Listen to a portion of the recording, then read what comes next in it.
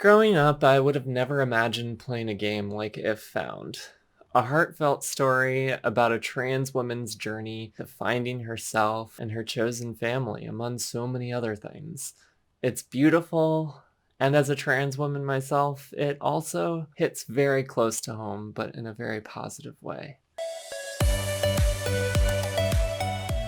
If Found is a very interesting game. It's really more like a visual novel than anything else, quite literally in the sense since the game unfolds through drawings and entries in Casio's journal.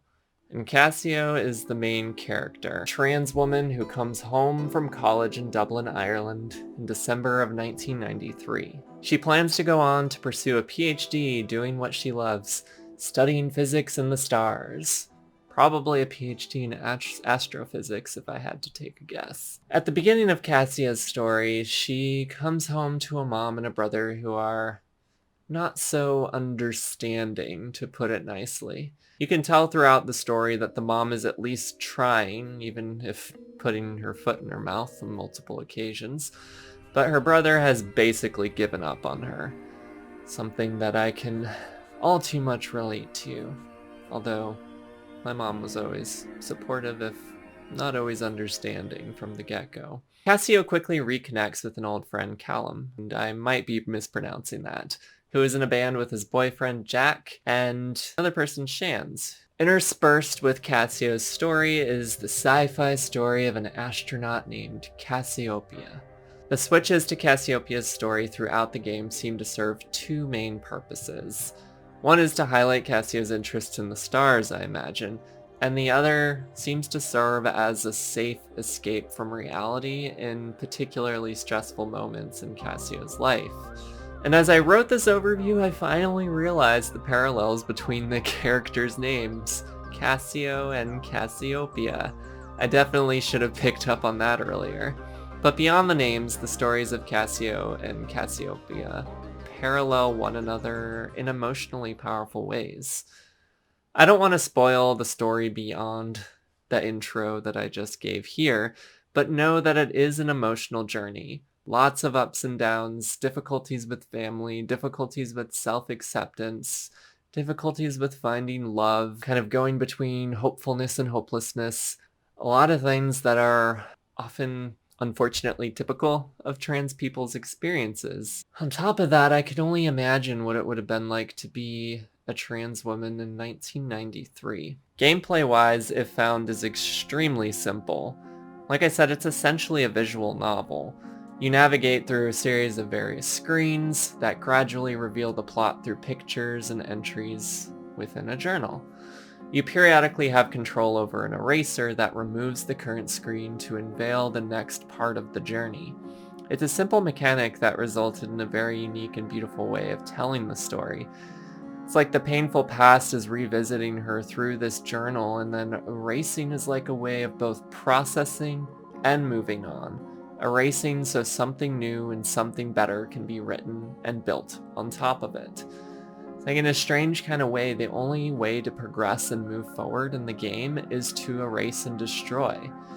It's a very direct, but it's not heavy-handed in my opinion, a very direct way of showing the importance of moving on and letting go of the past.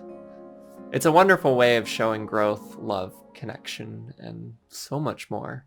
And the art style itself is fantastic in my opinion. Everything looks like it was hand-drawn with a variety of different pencils, and sometimes there's light animations to add a little bit of motion. But it's mostly a series of still pictures accompanied with, either writing in the journal or lines of dialogue. None of the dialogue is voiced. The only sounds for the most part are some light sound effects and a beautiful soundtrack. The very simple gameplay, it might sound boring to you, but in my opinion it's anything but boring. The story is so well written and it flows really well throughout the 2 to 3 hour time that it takes to complete the game. Sometimes the jumps to Cassiopeia's story do feel a little sudden and jarring, but it was okay because her story was still quite enjoyable, even if it didn't have nearly as much emotional depth as the main story, as Casio's story back in reality.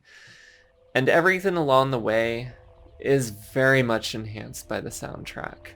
There is no spoken dialogue, like I said, but the music is great. It ranges from a variety of things throughout the game, whether it's like some somber acoustic guitar in the background, or if it's like trancy retro style indie music really supports the Cassiopeia parts of the story. Sometimes there's just portions of indie rock in there as well, and so many other things. And the music always accompanies kind of the emotions and experiences that are currently going on in the story at that point in time. One thing that I was not at all expecting, but I really, really enjoyed, was getting immersed in a few aspects of Irish culture. The entire game takes place in small towns in Ireland, and the writing and dialogue includes words and phrases that would be unfamiliar to non-Irish people.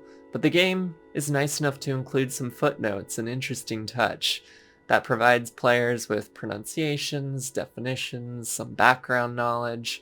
I think it's a really nice touch that helps the game feel very grounded in the very specific Irish setting that it's in, but the footnotes also allow the game to be accessible for people who may not have that background knowledge. Playing If Found had the very unexpected effect of making me want to explore my own Irish heritage more, something that I was not at all anticipating from playing a trans game. All in all, If Found was a very unique and very emotional experience, and I would highly recommend it to everyone, whether you're trans or not. The gameplay is so simple that anyone, even people who never play video games, could easily get through it. And it's really worth every single second of the nearly 3 hours that I played, and I went at a pretty leisurely pace. I will also say, though, that make sure you stick around after the credits, because there's actually still probably like another 20 or so minutes of gameplay after the credits. And I actually played through this entire game in one sitting, and I mean, I think you easily could. It's like a long movie. In case you are interested in picking it up, the game is available on Switch, PC, and Mac, and everything I showed was from my playthrough on the Switch version. I ended up getting it on sale for $9, which was very worth it, and I would say it's still very much worth it for the full price of $12. I just have to say I can't wait to continue playing more games centering on trans characters, especially characters that are trans women. I couldn't help but imagine how much different my journey might have looked if inclusive games like this had been around when I was growing up. I mean, maybe I wouldn't have played them at all because maybe I wouldn't know they existed, or I would shy away from them, but I'm super thankful to have this game in my life now. And who knows, maybe it will help other people on their journeys of realizing who they are and embracing themselves. The game also had some good, in addition to, I think, a really great story about a trans woman, there is some good non-binary representation in my opinion as well.